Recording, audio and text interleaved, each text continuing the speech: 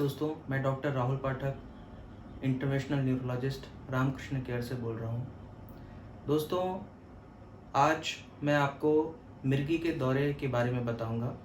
मिर्गी का दौरा क्या होता है, उसका शरीर पर क्या प्रभाव पड़ता है, उसके क्या लक्षण होते हैं और मिर्गी के दौरों से कैसे बचा जा सकता है, इन सब के बारे में विस्तार से बताऊँगा। और आखिर में मिर्गी के दौरे का इलाज क्या होता है, इसके बारे में भी बताऊँगा। मिर्गी का दौरा दिमाग में असामान्य इलेक्ट्रिकल एक्टिविटी की वजह से होता है। एपिलेप्सी एक सेंट्रल नर्वस सिस्टम संबंधी विकार है जिसमें मस्तिष्क में नर्व सेल्स की गतिविधि बाधित हो जाती है, जिसके कारण व्यक्ति कुछ समय तक असामान्य व्यवहार करता है। कभी कभी व्यक्ति को उत्तेजना एवं बेहोशी भी हो जाती है। आगे मिर्गी के लक्षण क्या होते हैं और मिर्गी का दौरा कैसा दिखाई देता है, इसके बारे में मैं आपको बताऊंगा। मिर्गी के अधिकांशतः केसेस में शरीर में अकड़न होना, शरीर में कंपन होना, सिर का तिरछापन होना, जीभ का कट जाना, पेशाब का निकल जाना और इसके बाद बेहोश हो जाना शामिल होता है। मिर्गी किन किन कारणों से होता है?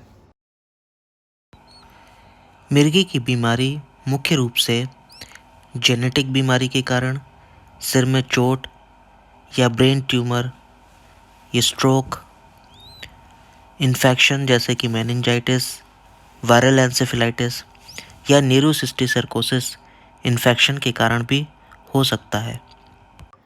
या ऐसी कौन कौन सी स्थितियां हैं जो मिर्गी के दौरे को बढ़ा देती हैं? मिर्गी के दौरे मुख्य रूप से नींद की कमी की वजह से या थकावट की वजह से बढ़ जाते हैं। इसके अलावा मिर्गी के दौरे के बढ़ने की वजह ड्रग्स और शराब का अत्यधिक सेवन करना तथा तेज चमकती रोशनी में भी काम करना हो सकता है। अब मैं आपको बताऊंगा कि एपिलेप्सी की डायग्नोसिस कैसे होती मिर्गी के दौरे की जांच के लिए ब्लड टेस्ट के अलावा इलेक्ट्रोएन्सेफेलोग्राम, जिसे ईईजी कहा जाता है, सबसे अहम परीक्षण होता है। इसके अलावा एमआरआई या सीटी स्कैन से दिमाग की अंदरूनी बीमारियों के बारे में भी पता चलता है। है। मिर्गी के दौरे आने पर हमें क्या करना चाहिए? मिर्गी के दौरे आने पर मरीज को सबसे पहले आरामदायक पोजीशन में रखना चाहिए। मरीज के कपड़े ढीले करके रखना चाहिए। मरीज को करवट दिला देना चाहिए ताकि मुंह का लार बाहर की तरफ निकल सके। मिर्गी का दौरा आने पर मरीज के साथ ज़बरदस्ती नहीं करना चाहिए और उसे आरामदायक जगह पर ले जाना चाहिए। जब तक मरीज को होश ना आ जाए तब तक उसे कोई भी दवाई या मुंह में कोई भी चीज़ नहीं रखना चाहिए। जितना संभव हो व्यक्ति को आराम देना चाहिए और आसपास के देखने वालों को दूर रखना चाहिए। मिर्गी के दौरे आने पर हमें क्या नहीं करना चाहिए और किन चीज़ों से बचना चाहिए?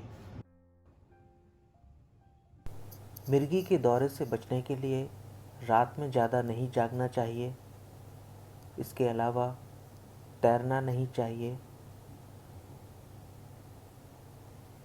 तेज़ बुखार होने से बचना चाहिए।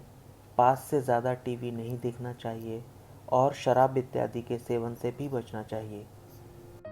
मिर्गी के इलाज के लिए न्यूरोलॉजिस्ट द्वारा एंटी कन्वल्सेंट या एंटी एपिलेप्टिक दवाइयाँ दी जाती हैं जो कम से कम 3 से 4 साल के लिए दी जाती हैं।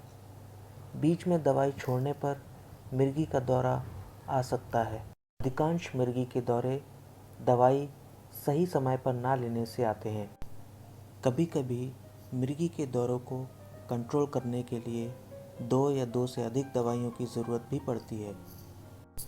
इसलिए मिर्गी के दौरे की रोकथाम के लिए न्यूरोलॉजिस्ट की सलाह से ही दवाइयाँ लेनी चाहिए।